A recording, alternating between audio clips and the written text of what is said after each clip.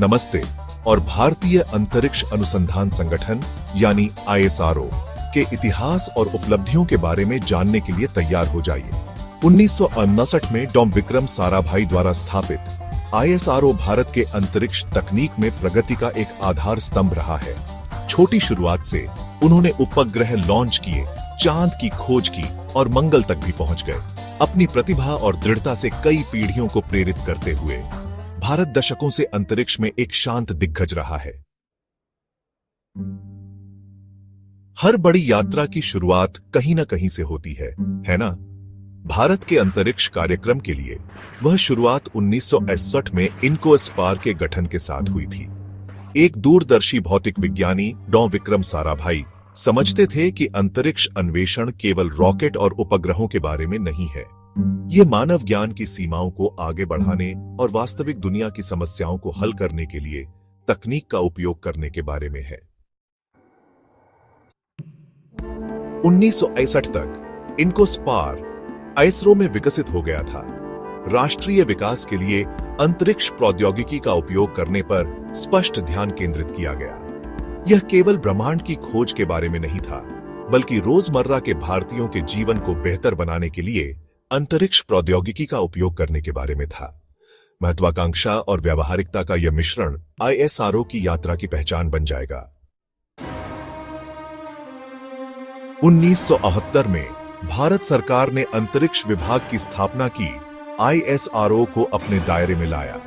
यह एक स्पष्ट संकेत था कि भारत अपनी अंतरिक्ष यात्रा की महत्वाकांक्षाओं के बारे में गंभीर था। इस तरह के समर्थन के साथ ISRO वास्तव में उड़ान भरने के लिए तैयार था।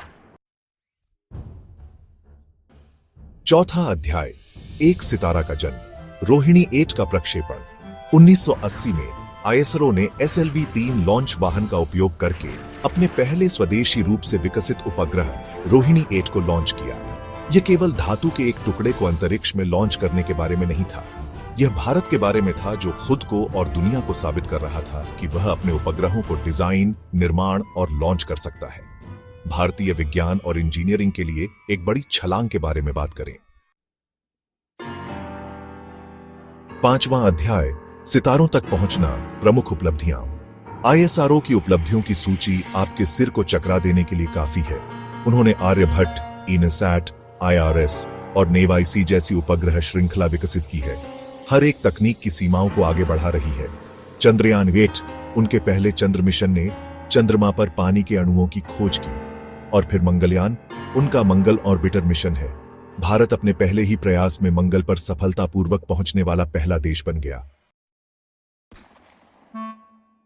6ठा अध्याय, एक दुनिया, एक अंतरिक्ष, अंतरराष्ट्रीय सहयोग। ISRO नासा, ESA, रोस्कॉस्मोस और JAXA जैसे वैश्विक दिग्गजों के साथ सहयोग करता है, ज्ञान और संसाधन साझा करता है। उनके लागत प्रभावी और विश्वसनीय लॉन्च वाहनों ने उन्हें वाणिज्यिक अंतरिक्ष क्षेत्र में पसंदीदा बना दिया है। यह भारत वैश्विक मंच पर अपने तकनीकी कौशल का प्रदर्शन कर रहा है। 7वां अध्याय, यात्रा जारी है, हालिया उपलब्धियां। 2023 में उन्होंने चंद्रमा के दक्षिणी ध्रुव पर चंद्रयान 3 की सफल लैंडिंग के साथ फिर से इतिहास रचा। वे हमारे अपने ग्रह का अध्ययन करने और जलवायु परिवर्तन को बेहतर ढंग से समझने के लिए EOS श्रृंखला जैसे नए मिशन लगातार लॉन्च कर रहे हैं।